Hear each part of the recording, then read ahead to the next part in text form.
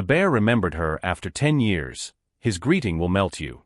The forest was alive with its usual sounds that late summer morning. Birds chattering overhead, the distant rustle of squirrels leaping from branch to branch, and the wind sighing softly through the tall pines. Emily, a young woman who had always found solace in the wilderness, followed the narrow path with her basket of wild herbs. It was her weekend ritual, a way to escape the noise of town and reconnect with the calm rhythm of nature. But on this particular morning, something felt different. The woods were unusually quiet. Even the birds had fallen silent, as if holding their breath. Emily paused, scanning the thickets, her heart quickening with a strange anticipation. Then she heard it, a faint, pitiful whimper. At first, she thought it was a lost dog. The sound was small, fragile, and filled with fear. Curiosity and concern pushed her off the trail, her boots crunching over dry twigs as she moved toward the sound.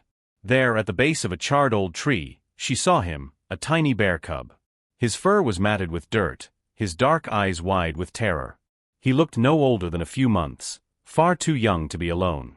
His little body trembled with each cry, and when he tried to move, he stumbled weakly, as if he hadn't eaten in days. Emily's heart sank. She looked around for signs of the mother bear, but the forest was still and empty. The cub was truly alone. Kneeling down slowly, careful not to frighten him further, she whispered softly, "Hey there, little one. It's okay. I'm not going to hurt you." The cub flinched at first, then let out another weak cry. That was the moment Emily realized her life, and his, were about to change forever. Emily knew the dangers of approaching a wild animal, especially a bear cub. Normally, where there was a cub, a protective mother wasn't far behind. But as minutes passed and the forest remained eerily still, it became clear, this little one had been abandoned or orphaned. The cub's ribs showed faintly through his thin fur. Hunger had drained him of strength, yet his eyes followed Emily with a flicker of hope, as though sensing she meant no harm. Carefully, she reached into her basket and pulled out a piece of bread she had packed for herself. She broke it into small chunks and placed them gently on the ground. At first, the cub hesitated, his nose twitching as he sniffed the air. Then, with trembling steps, he crawled forward and nibbled at the food. Emily stayed perfectly still, hardly daring to breathe, her heart melting as the little bear devoured the crumbs with surprising eagerness. That day marked the beginning of something extraordinary. Emily returned to the same spot every morning and evening, bringing berries, apples, and whatever scraps she could carry. Each time, the cub grew braver. At first, he kept a cautious distance, but soon he began to wait for her, bounding clumsily toward the sound of her footsteps. Days turned into weeks. The cub no longer cried when she approached. Instead, he greeted her with soft huffs and curious tilts of his head. Once, when she reached out her hand, he gently pressed his damp nose against her fingers. That single touch bridged the gap between them, a fragile line of trust that should not have been possible between a human and a wild bear. Emily knew she couldn't keep him forever. But in her heart, she also knew their bond was already something unforgettable. Summer slowly faded into autumn, painting the forest in shades of gold and crimson. In that time the cub, whom Emily had begun calling Ash, because of the old charred tree where she first found him, grew stronger, healthier and bolder. His once weak steps had turned into playful gallops, and his frightened cries had become curious snuffles whenever she arrived. But with his growth came a heavy truth Emily could no longer ignore: Ash was a wild creature. He belonged to the forest, not to her world. Keeping him dependent on her would only put him in danger in the long run. One chilly afternoon, Emily brought him a basket filled with berries and fish from the market. She watched him eat happily, paws clumsily holding the fruit as his little teeth tore into it. He looked so content, so alive compared to the fragile cub she had first discovered. Her chest ached. Kneeling beside him, she whispered, "You're strong now, Ash. Strong enough to live out here without me." The cub looked up, his dark eyes meeting hers as if he understood the weight in her voice. He let out a soft huff, then pressed his small head against her arm in a gesture that nearly broke her heart. Emily's throat tightened. She knew the time had come. Over the next few days, she slowly reduced her visits, leaving food in hidden spots but keeping her distance. She wanted him to learn how to forage, to trust his instincts, to survive without depending on her. The last day she saw him, the sun dipped low over the horizon, painting the sky in hues of fire. Ash stood at the edge of the clearing, larger than he had ever been, his fur glowing in the golden light. Emily raised a trembling hand in farewell, whispering, "Goodbye, my friend." For a long moment, the cub just stared. Then, with a soft sound that lingered like an echo in her soul, he turned and disappeared into the forest. Emily stood frozen, tears streaming down her cheeks.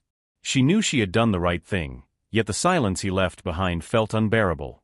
A decade slipped by, carrying Emily through the unpredictable turns of life. She moved away from her small hometown to study, then returned to work as a wildlife photographer, a career that kept her close to the nature she loved. Yet, no matter how many landscapes she captured or how many wild animals she photographed, one memory always lingered quietly in her heart: the orphaned cub she had once called Ash. Sometimes, when she walked alone in the woods, she wondered if he had survived.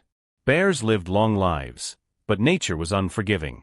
Had he grown strong and free, or had fate stolen him too soon? The thought often brought both comfort and sadness, a tender ache she carried silently. One crisp autumn afternoon, Emily returned to the very forest where it had all begun. Camera in hand, she wandered the familiar trails, the crunch of fallen leaves beneath her boots stirring memories with every step. The charred old tree was still there, weathered by time but still standing like a silent witness to her past. As the sun dipped low, she paused by a quiet stream. The air was cool, tinged with pine and the faint musk of animals that passed through earlier. She raised her camera to capture the amber light spilling over the water. Then, she froze. A sound rustled from the underbrush behind her. Heavy, deliberate steps, the kind no deer or fox would make. Slowly, Emily lowered her camera, her breath catching in her throat. From the trees emerged a massive brown bear, his fur thick and glossy, his powerful frame towering above the bushes. His eyes, dark and deep, locked onto hers with a startling intensity. Emily's heart thundered. She knew the dangers of facing a bear at such close range. Every instinct screamed at her to back away slowly. But something in his gaze held her still, something oddly familiar. Could it be? Her lips parted in disbelief, her voice a trembling whisper. Ash. For a tense moment, Emily stood frozen, her every muscle braced for the possibility of danger. The bear towered above her, breathing heavy and steady, his dark eyes never leaving hers. Yet there was no aggression in his posture, only an unshakable focus, as if he were studying her. Then, to Emily's astonishment, the massive animal took a slow, deliberate step closer. She didn't move. Her breath came in shallow bursts, her instincts torn between fear and something deeper, a fragile, impossible hope. The bear huffed softly, tilting his head just as the cub had done so many times years ago. The gesture hit Emily like a wave, breaking through a decade of silence. Tears welled in her eyes. "It's you," she whispered, her voice trembling. "Ash, it's really you." The bear lowered himself to the ground, his massive frame folding into a posture far less threatening. He inched closer, and then, astonishingly, pressed his great head against Emily's leg. Emily gasped, a sob escaping her lips as her hand instinctively moved to his fur. It was thick and coarse beneath her fingers, but the moment was as tender as that first time when his damp little nose had brushed against her palm. The years melted away. She was no longer the grown woman standing in the woods, but the young girl who had once fed a starving cub beside a charred tree. Ash let out a deep rumbling sound, not a growl but something softer, a noise that seemed to vibrate with recognition. It was as if he remembered not just her face, but the bond they had shared, the love that had once saved his life. Emily sank to her knees, pressing her forehead against his massive head. "I never forgot you," she whispered. "And you remembered me." The forest around them fell silent, as though the trees themselves were honoring this reunion. Two souls, separated by time and wilderness, bound together once more in an embrace beyond words. Emily stayed there in the clearing, her arms wrapped around the massive head of the bear who once fit in her lap. The tears on her cheeks glistened in the fading light, but her heart felt lighter than it had in years. Against all odds, Ash had survived. More than that, he had remembered her. The bear lingered by her side, his movements calm and deliberate, as though he knew he had nothing to fear from her. Every now and then, he would nudge her shoulder or brush against her arm, the same way he once had as a tiny cub seeking comfort. Emily laughed through her tears. "You're still the same, just bigger," she whispered. For hours, they sat together in the quiet of the forest. Emily told him stories, as she had years ago, about the world beyond the trees, about the life she had built, about how much she had missed him. The bear didn't answer, but his presence, steady and unwavering, was reply enough. As the moon rose, silver light bathing the forest, Ash finally stood and stretched. Emily knew what it meant. He was wild, always had been, and the wilderness was his home. Their reunion was a gift, not a promise of forever. With trembling hands, she stroked his fur one last time. "Thank you," she whispered, "for remembering me. For showing me that love never truly fades." Ash turned toward the trees, but before disappearing, he looked back. For a fleeting second, his gaze lingered on hers, and Emily swore she saw recognition shining in his eyes, an eternal bond that not even 10 years apart could erase. Then, with a final huff, he vanished into the shadows of the forest. Emily remained in the clearing, staring after him, her heart aching yet overflowing. She knew she might never see him again, but the memory of this reunion would stay with her forever. Some bonds, she realized, are carved not by time, but by love. And love, no matter the years, no matter the distance, always finds its way back.